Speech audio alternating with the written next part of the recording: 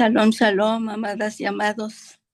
En esta tarde-noche vamos a hacer una reflexión de las parashot 27 y 28 correspondientes a esta semana, que corresponden a Tashria, la 27, y la 28 a Metzorah.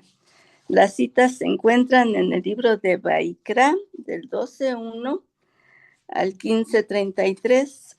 La Haftarah se encuentra en Melahim Bet, del verso 12:5 al 19, y la Brida Hadashah en el libro de Matillahu 10:1 al 12:30.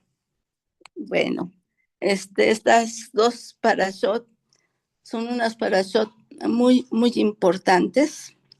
De hecho, de mis predilectas, porque nos damos cuenta cómo en el libro de Vaikra el Eterno nos lleva de la mano de toda la instrucción que debe de haber para su pueblo.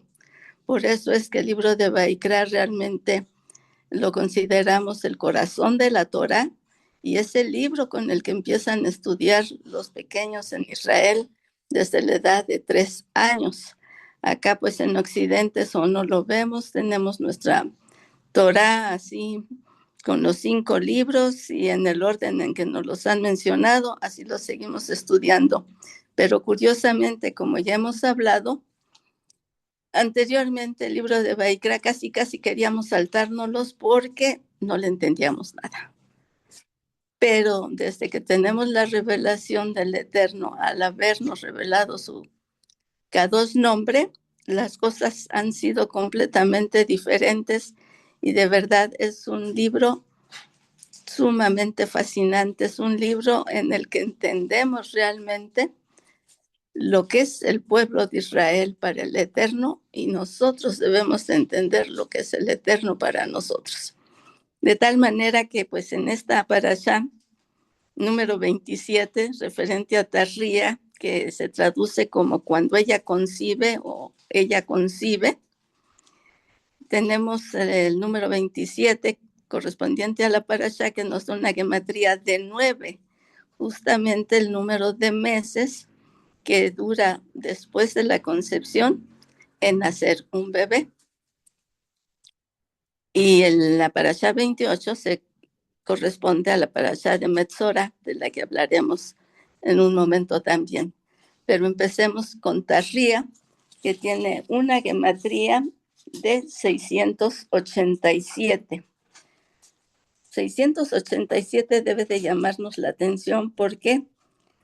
Porque 6 es el número del hombre, 8 es la eternidad, el nuevo comienzo, y 7 es la perfección, que corresponde al número de Adonai. De tal manera que podemos entender que en esta parashá se nos dice cómo el hombre debe de alcanzar la perfección para poder vivir eternamente. Es una parashá muy hermosa. Y bueno, vamos a dar inicio a ella. Inicia diciendo que el Eterno le habla a Moshe y le pide que le diga a los hijos de Israel, no está hablando a todas las naciones, sino a los hijos de Israel, los que creemos en él, que cuando una mujer conciba un hijo, si va a ser un niño varón, en el momento de nacer, la mujer quedará impura por 7 días, como los días de su periodo, y después tendrá que esperar 33 días para su completa purificación, dando un total de 40 días, y en el día 41 ya queda purificada. Cuando sea el caso del nacimiento de una niña, es el doble de tiempo, 14 días iniciales y después 66, que hacen un total de 80 días, y al día 81 la mujer podrá pues entrar a la mikvé y quedar purificada. ¿Por qué hablamos de esto de purificar quedar inmunda o impurificada. La palabra, pues fuertemente traducida como inmunda realmente en hebreo es la palabra tamé. Tamé, que significa impura, pero no desde un punto de vista en relación con el pecado, ni mucho menos, sino no apta para presentarse en el Mikdash, para tocar los artículos sagrados del mismo, y pues básicamente refiriéndose a la impureza ritual, no a un estado realmente de impureza o inmundicia, porque justamente el dar vida es algo de lo más maravilloso que nos puede ocurrir a las mujeres, ¿sí? Ahí nos consideramos colaboradoras del Eterno por ser también dadoras de vida. Y bueno, ¿a qué se deben estas diferencias? Porque en el niño se tienen que esperar 40 días y en el caso de las niñas el doble, 80. Porque el hombre, por su propia naturaleza, por decreto divino, es más fuerte. Digamos que dentro de la fuerza física, también su temperamento es un poquito más superfluo, digamos, por decir algo, mientras que la niña, por ser una personita que posteriormente también va a dar vida, necesita un tiempo especial de mayor contacto con mamá. ¿Por qué? Lo podemos ver desde el inicio. Adán fue creado del polvo de la tierra, pero Java fue extraída de su costado, de la 13ª vértebra lumbar. ¿Por qué de dentro? Porque ahí dentro se estaba también perfeccionando. No es para que las mujeres nos enorgullezcamos o nos sintamos mucho respecto al varón, porque sabemos que ante el Eterno todos tenemos el mismo valor, pero en cuanto a nuestra función, esa es la diferente. Y en este caso, como las mujeres vamos a ser las dadoras de vida, las que vamos a engendrar a los hijos, una mujer debe de estar más, digamos, más madura emocionalmente, mentalmente, físicamente, para poder cumplir con esa misión. No porque el hombre sea menos, no. Ahora bien, después se nos dice, enseguida el verso que sigue, es que a los 8 días de nacido el varón tiene que circuncidarse. Vamos a dejar hasta aquí pendiente esto y vamos a adentrarnos un poquito más en lo que es la concepción y el nacimiento. La concepción se lleva a cabo cuando una pareja tiene relaciones íntimas y el varón que deposita su semilla en la mujer, esa semilla puede alcanzar al óvulo que está dentro del aparato reproductor femenino y fecundarlo. Ya está comprobado científicamente que cuando eso sucede hay un estallido de luz muy especial y vamos a mencionar en unos momentos el porqué de esto. Ahora bien, para concebir el género humano, nosotros contamos con 46 cromosomas, ¿sí? 43 de que se aporta, bueno, más bien de los 46 cromosomas que tenemos, son la mitad los aporta papá y la mitad los aporta mamá cuando el óvulo es penetrado o alcanzado por el espermatozoide. Dentro de esos pares de cromosomas existen 2 que son los sexuales. En el caso del hombre se le ha dado en llamar los cromosomas XY y en el caso de la mujer XX. De tal manera que cuando existe la fecundación Si el espermatozoide del varón llevaba un cromosoma X, se junta con el cromosoma X de mamá y da lugar a una niña. Cuando el espermatozoide de papá es Y se une a un cromosoma X de mamá, da por resultado un niño. Esto lo vemos pues en el lenguaje común que utilizamos en todas las naciones. Pero el hebreo, que sabemos que es algo demasiado especial y único, sabemos que lo que corresponde a ese cromosoma X es justamente la letra T, la letra del pacto, ¿sí? Y el cromosoma Y corresponde a la letra Yud, que es pues la letra que corresponde a la mano derecha del Eterno. Entonces aquí podemos ver ya la concepción desde un punto totalmente diferente al biológico normal que todos tenemos, y esto va en aumento, ¿sí? Porque es muy determinante esa unión para que determine el tipo de hombre o tipo de mujer que se va a engendrar. De tal manera que se dice que 40 días antes de que una pareja tenga relaciones, hay una supervisión divina en la que se va a determinar, hacer un examen de las características de esa pareja para saber qué tipo de alma van a enviar desde el Shamayín para que se revista del cuerpo que se tiene que desarrollar dentro del útero de mamá. En el momento que la pareja tiene relaciones y hay la fecundación, decimos que es un estallido de luz que ya se ha comprobado científicamente que existe, porque es justo el momento en que el Ruach entra en esas células para dirigir ahí la formación del bebé. Bien, la palabra embarazo en hebreo es la palabra erayom y tiene una gematría de 271. Justamente 271 días es lo que dura un embarazo. Si lo dividimos 271 entre 30, nos vamos a dar cuenta que nos da 9 meses. Días menos, días más. Varía un poquito entre a partir de las 36 semanas en adelante, ya el niño puede nacer.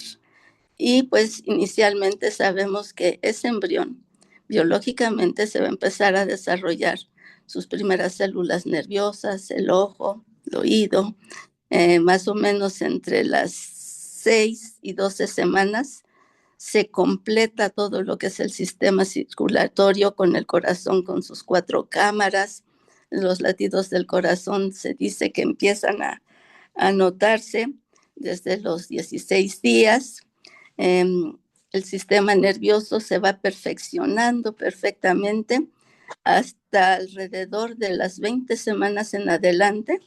Es una cantidad asombrosa de neuronas las que se producen. Se habla de alrededor de 250,000 neuronas por minuto, las que se producen para perfeccionar y completar el desarrollo del sistema nervioso.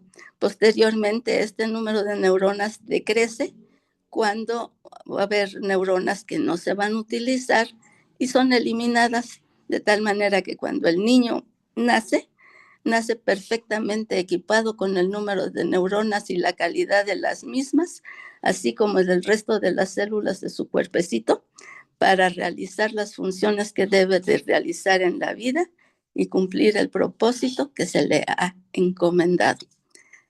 Bueno, más bien se dice que durante el momento de la concepción,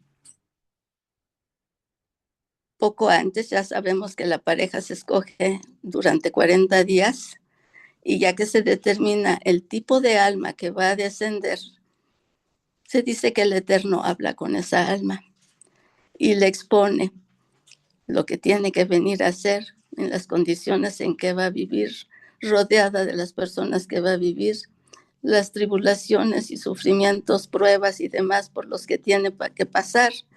Y claro, el Eterno promete siempre estar con nosotros, de tal manera que en esos momentos el alma decide si desciende o no desciende, no se forza.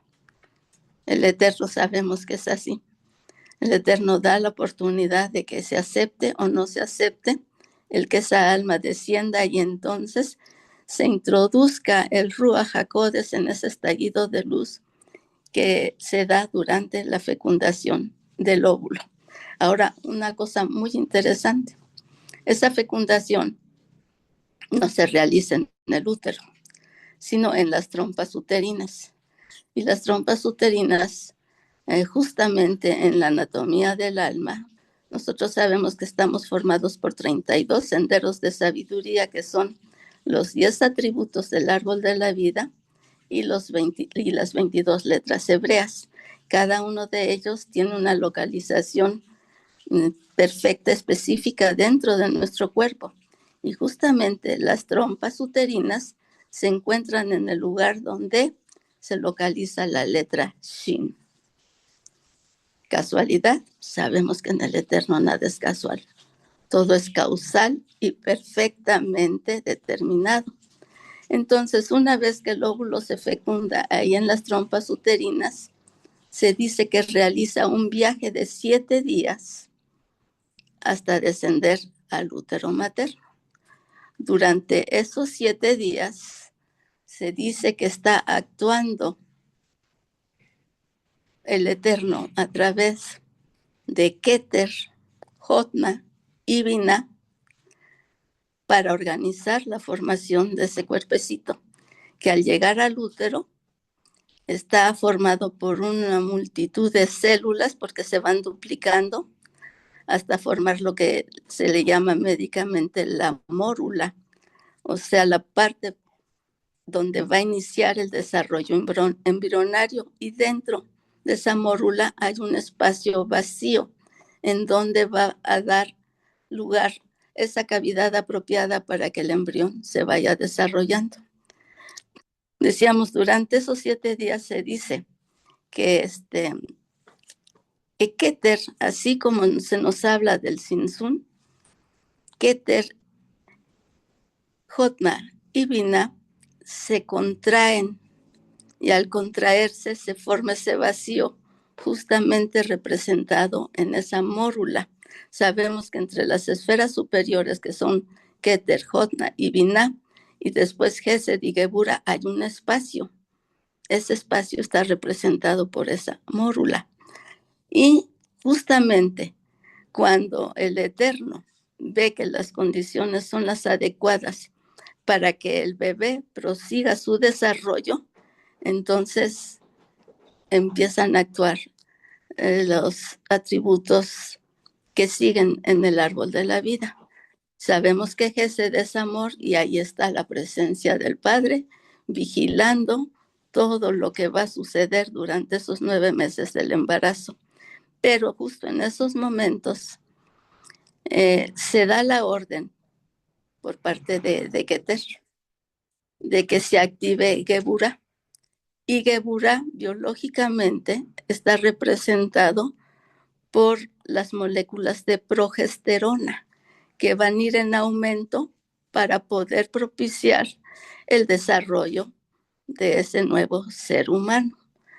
Cuando Keter, que sabemos que es pues el rigor, la disciplina, el poner límites, es justamente esa su función, que tiene un límite para producir progesterona o un límite para inhibir la producción de progesterona si el Eterno determina que ese embrión no prosiga su desarrollo.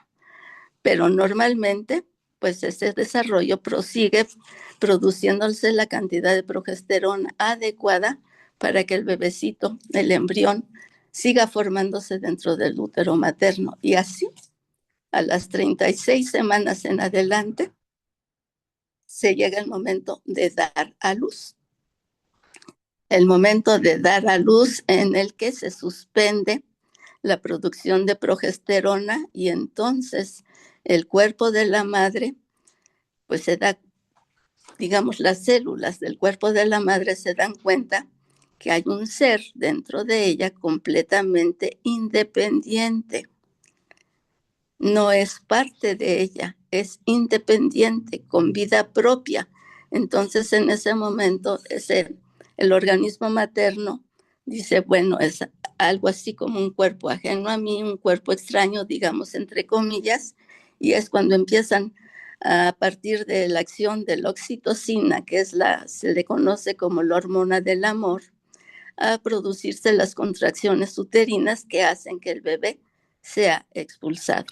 Y el bebé sale del vientre materno, pero pues llora y la explicación que se nos ha dado es porque inspira por primera vez el aire para que sus pulmoncitos se activen y empiece a tener ya la respiración normal fuera del útero materno y demás, ¿sí?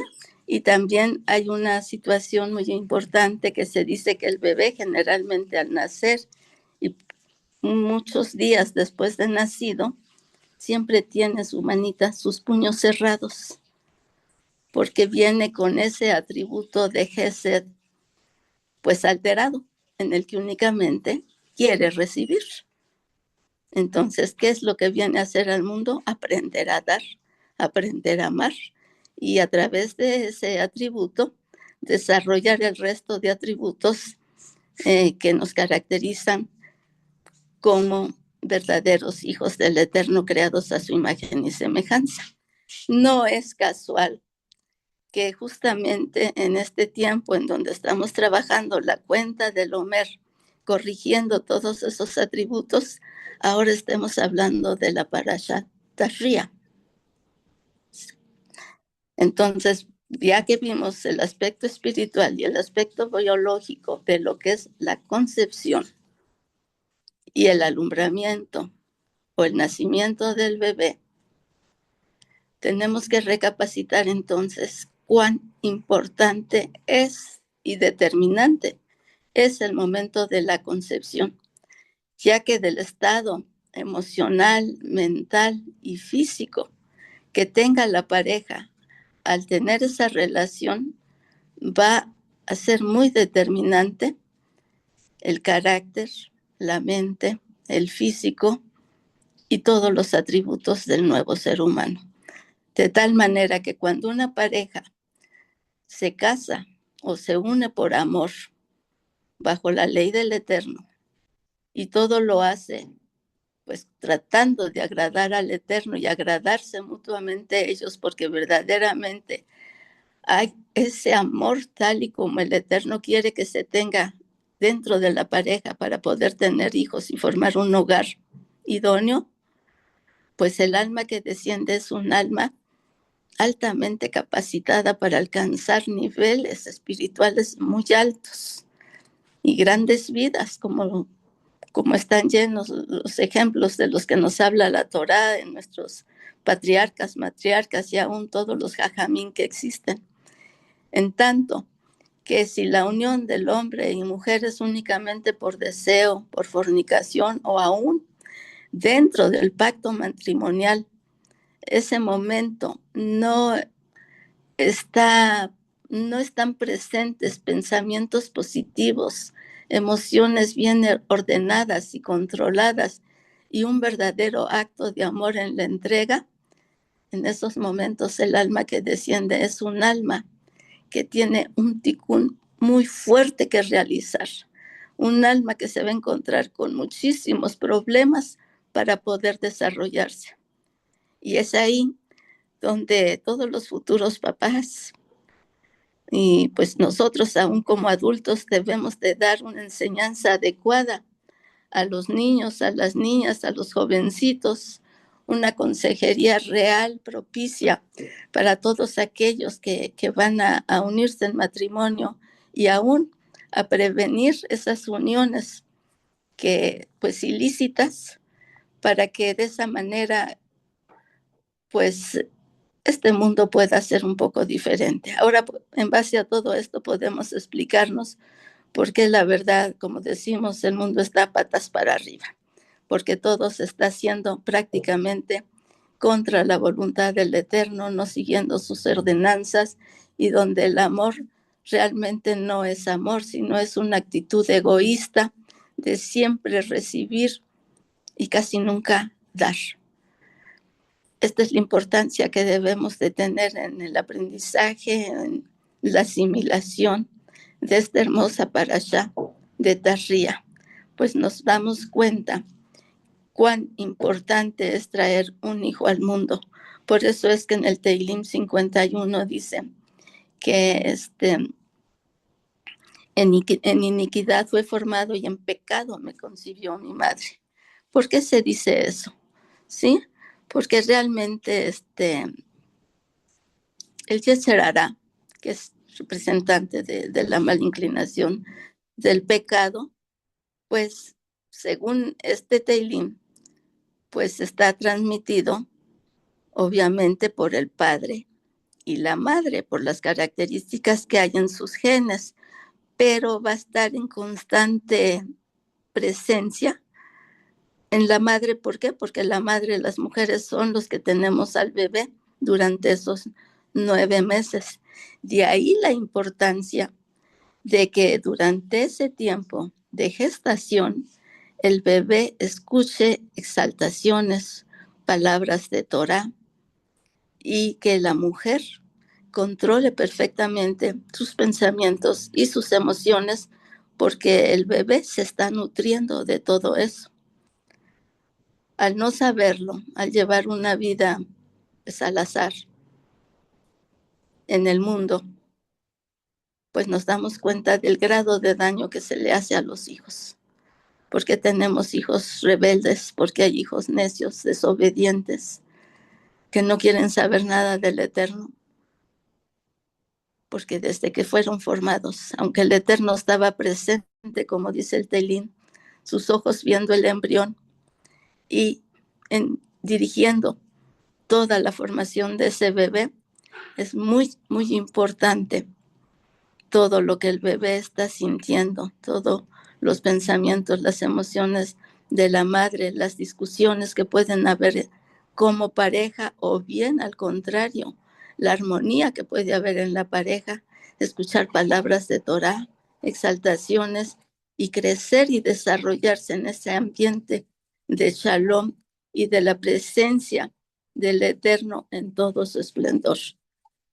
Comentamos esto porque sí debemos de recapacitar todos nosotros, aún los que tenemos hijos grandes, de qué hicimos o qué no hicimos cuando trajimos a nuestros hijos al mundo, y en todo momento bendecir ese fruto de nuestro vientre y orar por ellos, pedir perdón al Eterno si en el momento de la concepción no estábamos en el momento idóneo para atraer esas almas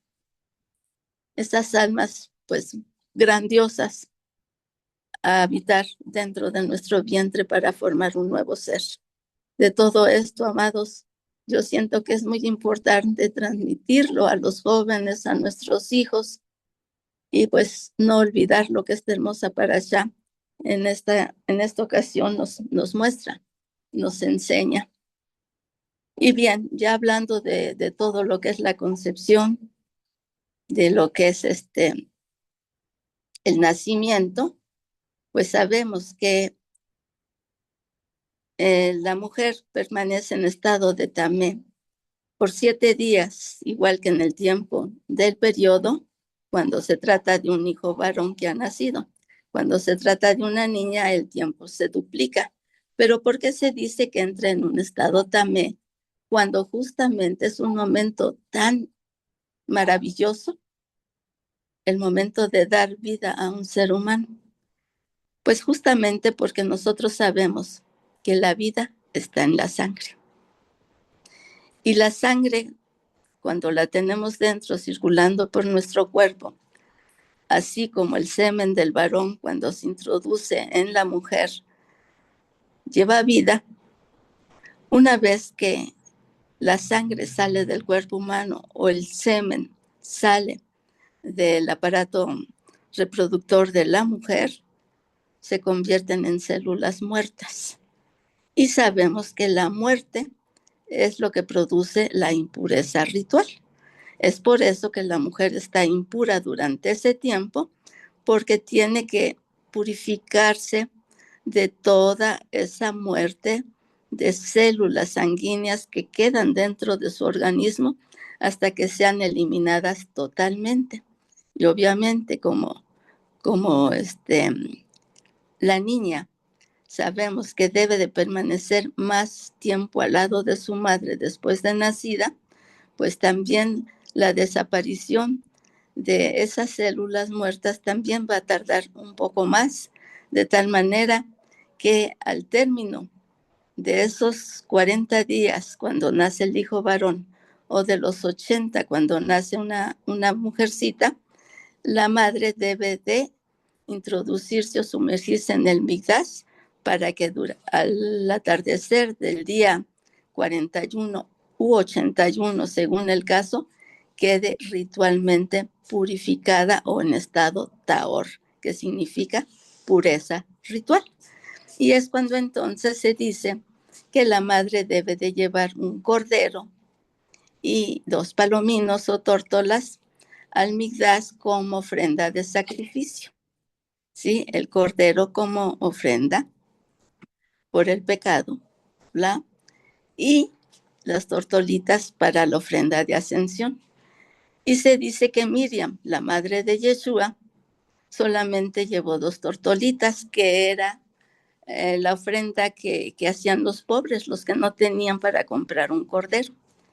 Pero no era el caso de Miriam. Miriam no era una persona de pocos recursos, porque Joseph, pues era un carpintero, un alfarero, en el cual era un oficio muy, muy bien pagado en ese tiempo. Entonces nos podemos dar cuenta por las túnicas que vestía Yeshua, que decían que era de una sola pieza, sin costuras, y eso no cualquiera lo podía tener, solamente los que tenían recursos para hacerlo.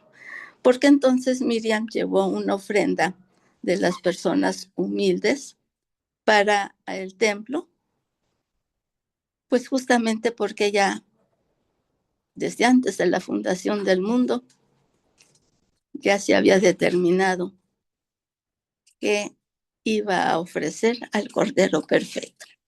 El Cordero Perfecto, que no fue un animalito de 1 año que se iba a entregar en sacrificio, sino un bebé que en la edad adulta iba a ser sacrificado por todos nosotros. Es por eso que nada más entregó las tortolitas. El Cordero iba a ser entregado después. Y después el siguiente verso nos dice que había que llevar a circuncidar al niño a los 8 días de nacido. Fuera el día que hubiera nacido, tenía que ser circuncidado a los 8 días. ¿Por qué? Porque científicamente sabemos que durante la primera semana de nacidos el bebé tiene un exceso de plaquetas en la sangre y esas plaquetas ayudan a la cicatrización, a la coagulación adecuada de la sangre. Es por eso que la circuncisión se recomendaba hacer en ese tiempo y por mano de un rabino. De tal manera que en la actualidad el Eterno sabía lo que iba a pasar y todo eso. Y Saulo nos dice que, bueno, hay mucha controversia respecto a la circuncisión, no vamos a tocar ese punto, pero Saulo decía, el que llegue circunciso, quédese así, el que lleve incircuncidado, quédese así. Hay una razón profunda que cuando se habla de circuncisión va a poder entenderse, pero realmente ahora hay tanta gente que se circuncida únicamente por hábitos higiénicos que nada tienen que ver con la señal del pacto. Y la circuncisión es una señal del pacto. Es por eso que ahorita hay tanta controversia en hablar de la circuncisión. Pero sabemos que cuando Josué introdujo al pueblo hebreo a la tierra prometida, ahí antes de entrar tuvieron que circuncidarse todos los que no habían estado circuncidados. Y se dice en algunos comentarios que cuando venga Yeshua por su pueblo, él practicará esa circuncisión en los incircuncisos y dice que no serán por manos humanas, porque llegarán ahí con él los circuncidados de corazón. Pero para poder entrar a la tierra prometida, pues prácticamente nos dicen con todo esto que es necesario también llevar la circuncisión de la carne, pero no la hará un médico, no la hará un rabino, que en la actualidad pocos realmente quizá estén capacitados espiritualmente para hacerla. Luego entonces será quizá el mismo Yeshua el que haga esa señal del pacto en el prepucio de los varones que vayan a ser introducidos a la tierra de Israel. Y bueno, hasta aquí quedamos con esto, porque les repito, es un tema que ha levantado demasiada polémica y verdaderamente sabemos que todo lo que no entendemos, cuando venga Yeshua, Él nos explicará.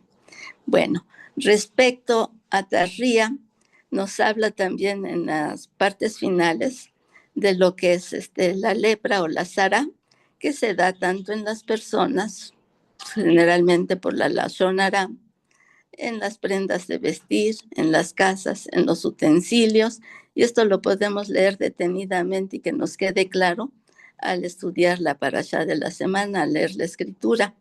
Metzora ya se adentra más en el estudio de lo que es el Zara, el Metzora, el que padece de lepra. Ya sabemos que entonces en el capítulo 12 se nos habla de Tarría, el 13 nos habla de lo que es la circuncisión y del 14 al 15, el 14 nos habla de todas las formas de lepra o Zara y el 15 nos habla propiamente del Metzora.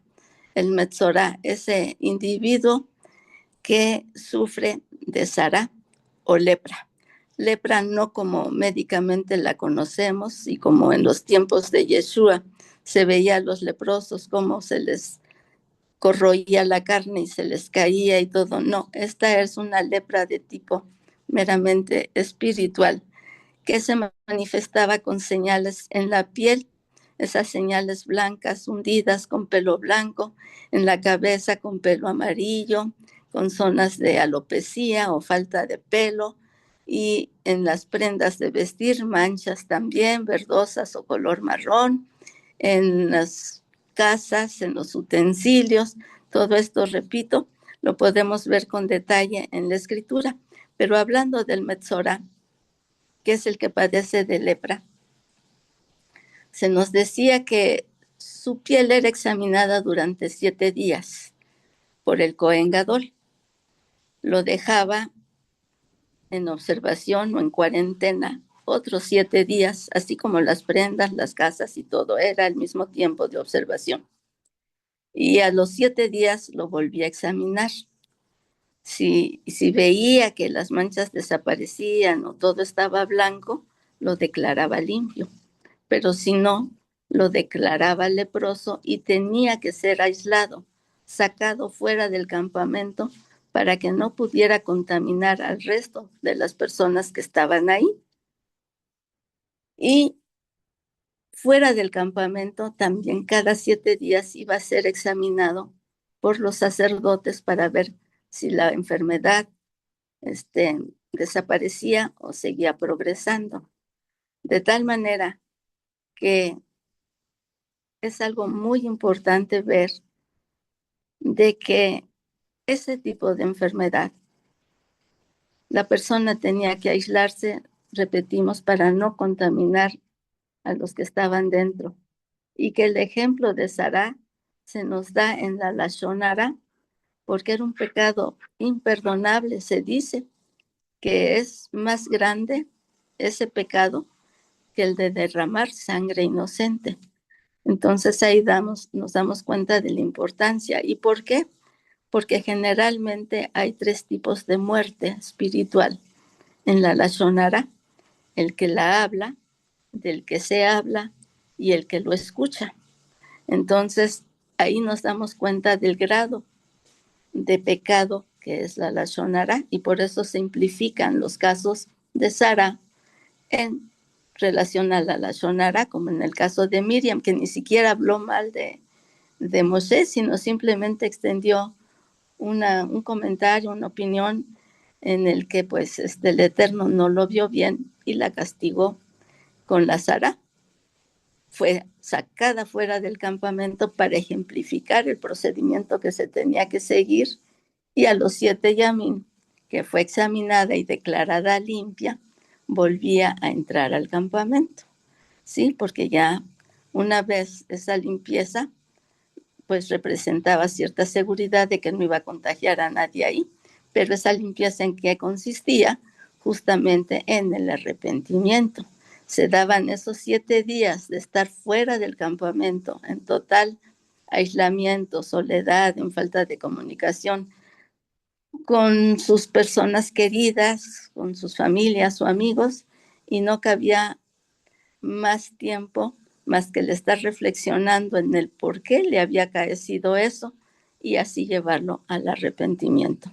Cuando eso sucedía, ya en la parashá de Metzorá, nos habla de que cuando se declaraba limpio al Metzorá, tenía que hacerse un ritual en el que debía de, mientras estaba leproso, debía de cubrir su cara hasta la altura del bigote, dejarse crecer el pelo y rasgar sus vestidos y gritar inmundo, inmundo o tamé, tamé en hebreo. Pero si era sanado y el sacerdote lo constataba, entonces para poder ingresar nuevamente al campamento tenía que rasurarse toda la piel de su cuerpo, llevar su sacrificio por el pecado y su ofrenda olá, y se le pedían 2 pajarillos vivos, una rama de hisopo, un pedazo de cedro y lana carmesí. Se le pedía también una vasija en la cual se colocaba el cedro, la lana carmesí, la rama de hisopo, y se sacrificaba una de las aves ahí en el cuenco, en el recipiente que se llevaba y sobre aguas corrientes. Y ahí con esa agua se introducía la avecita, la otra ave, y una vez que se salpicaba, se llenaba del agua con la sangre y los elementos que estaban en ese cuenco, se le dejaba libre. Que entonces con la sangre de la avecilla que se sacrificaba, se ponía en el lóbulo de la oreja, en el pulgar de la mano derecha, en el pulgar del pie derecho, al jurado de la Sara, esa sangre, para completar su purificación, y por la tarde quedaba completamente puro. Vemos que este ritual era muy parecido a la consagración o instalación de los sacerdotes dentro del Mikdash, porque con ello se les recordaba al individuo que tuviera cuidado de lo que oía, de lo que hacía y por dónde caminaba. Así como decía Yeshua, ya estás sano, tus pecados te han sido perdonados, vete y no peques más. Ese era el simbolismo que se hacía en este ritual para que el Metzora quedara completamente sano. Y pues esta parasha termina así, hablando de eso, pero es importante aclarar por qué esas 2 avecillas, por qué una tenía que morir, porque la otra se tenía que dejar vivir. Nosotros sabemos, por lo que dice la palabra, que la paga del pecado es muerte.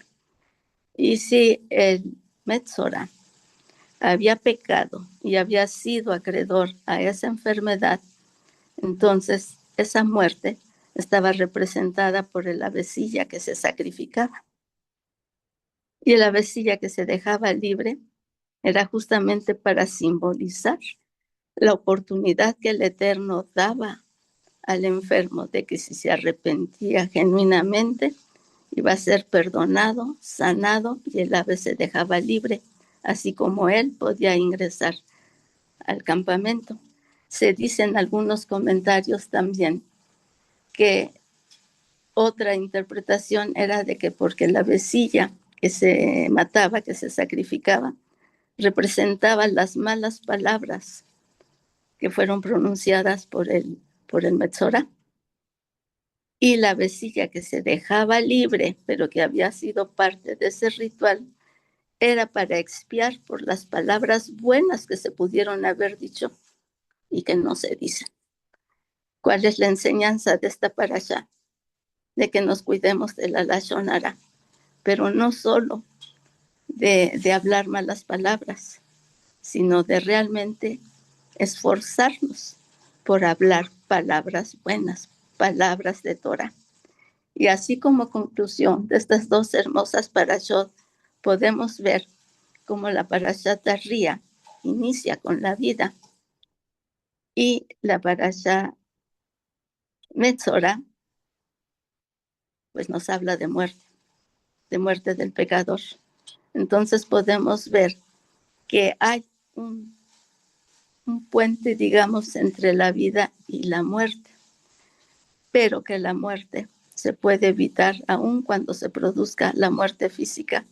Sabemos que mientras el individuo lleve una vida recta, cumple el propósito por el cual fue enviado a este plano, pues tendrá una vida eterna, porque es lo que Yeshua nos ha prometido y lo que Él viene a dar.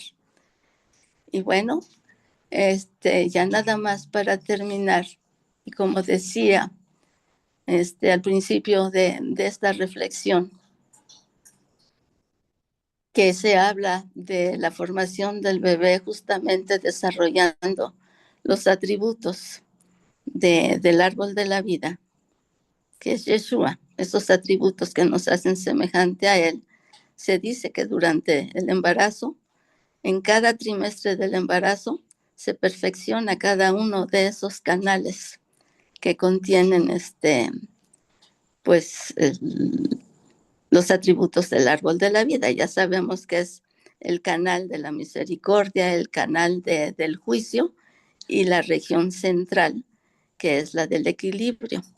Y justamente decía, no es casualidad que ahora que estamos haciendo el trabajo de la cuenta del Omer, estemos hablando respecto a la formación de un nuevo ser de estos atributos, y que ahora al finalizar estas parashot estemos justamente iniciando el mes de Iyar, el mes de los milagros, el mes de las sanidades. ¿Por qué?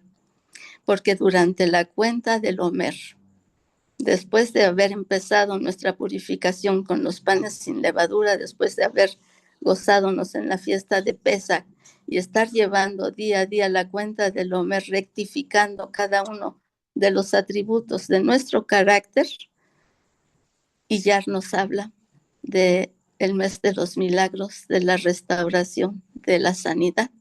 Y ahora podemos entender por qué. Porque la rectificación de esos atributos, preparándonos para Shavuot, nos debe de dar justamente esa sanidad, esa limpieza, ese grado de pureza para llegar a Shavuot a recibir no una nueva Torah, sino una nueva revelación de nuestra amada Torah. Y bueno, amados, esperemos que con todo esto, tomando en cuenta, tengamos sumo cuidado de vivir estos días de aquí a Shavuot de la mejor manera posible, analizando nuestras características, lo que tenemos que corregir, lo que tenemos que potencializar para poder ser aptos para recibir en Shavuot la bendición que el Eterno tiene determinada para nosotros. Y bueno, Padre Celestial, en estos momentos te damos gracias porque nos permites compartir tu palabra y edificarnos todos con la misma. Pues esto no es de cosas de conocimiento ni para vanagloria de nadie, sino simplemente para compartir de gracia lo que de gracia nos das y de esa manera crecer juntos, animarnos juntos para poder llegar al cumplimiento de nuestro propósito y siempre ser gratos a ti para que tú nos des gracia delante de todos aquellos a los que les tengamos que compartir tu bendita palabra. Gracias te damos por todo en el nombre poderoso de Yeshua Mashiach y deseamos a todos los oyentes, a todos nuestros hermanos y seres queridos, Shawat Tov. Bendiciones para todos. Amén.